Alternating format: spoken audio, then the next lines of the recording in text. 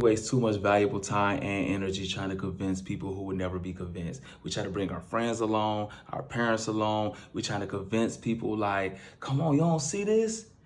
And meanwhile, it's people who want to be with you, want to help you, who see your uniqueness, who you don't even have to convince. And we sitting there ignoring them, trying to bring them along, wasting a whole bunch of time and energy.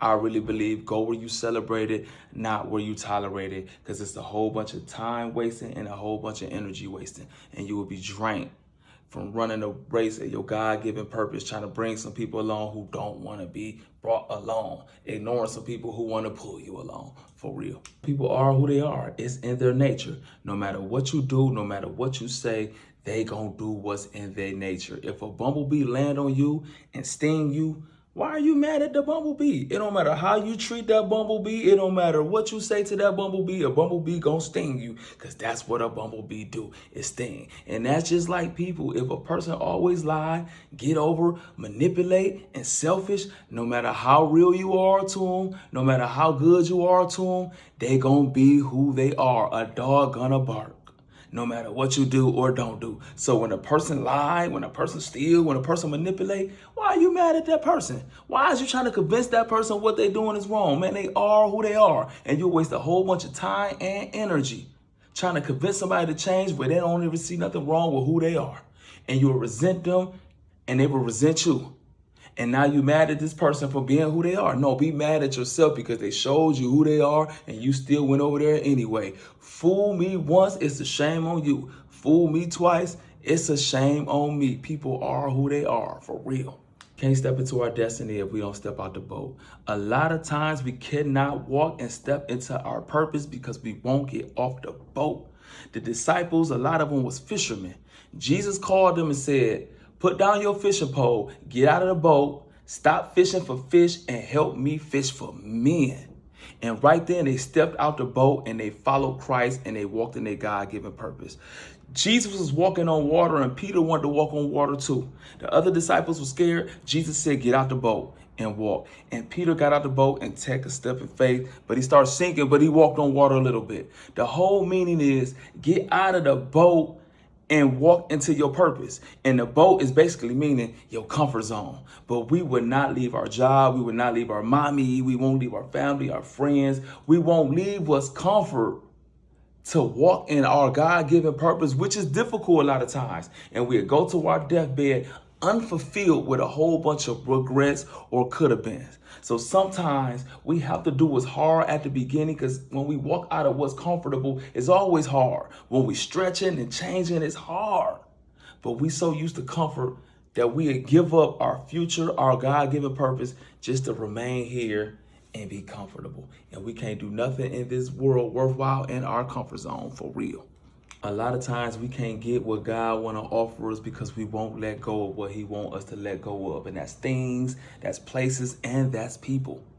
What work over here ain't gonna work over there. The people you had over here that helped you get right here, they will hinder you from getting there. And sometimes it be our mommy, sometimes it be that job, sometimes it be the neighborhood, sometimes it be that house. And so sometimes when God calls us, man, we have to leave what's old when he called us to come out from among thee. Jesus told the disciples, leave your father and come follow me, and stop fishing for fish and help me fish for men. And they had to leave their father. When God called Abraham, he told him to leave those people and come follow me and do your God-given purpose. But we hold on to mommy. We hold on to that. We hold on to this. And it ain't nothing but a weight holding us down that Satan would use to guilt us like, come on, you change. Yeah, I changed. We're supposed to be changing and growing every single day. And Satan wants you to stay the same or backslide. And he will use people to guilt you and manipulate you to stay where you at and to backslide. And when we do that, we block our blessings and our God-given authority to be great because we hold on to the past. For real.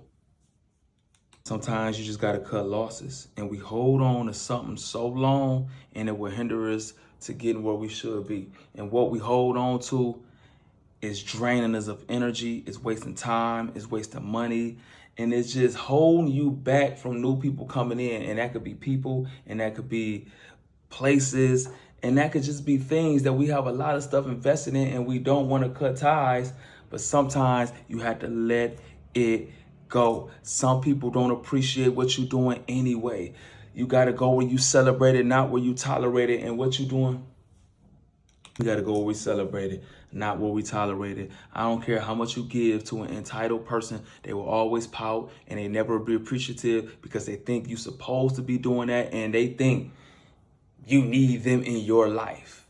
And a lot of times they don't know or appreciate what you're really doing because it comes second nature to them because it's always there. And then once it's stopped, then they'll realize a good thing when it's gone. But sometimes you have to understand, like, you know what? I have to love you from a distance because I'm moving over here and this is where God wants me to be, not stuck in the past with old relationships with people who didn't value me. And sometimes we trying to convince somebody to appreciate us, convince somebody to help us. And the people who already appreciate us and the people who want to help us don't need to be convinced. They already here.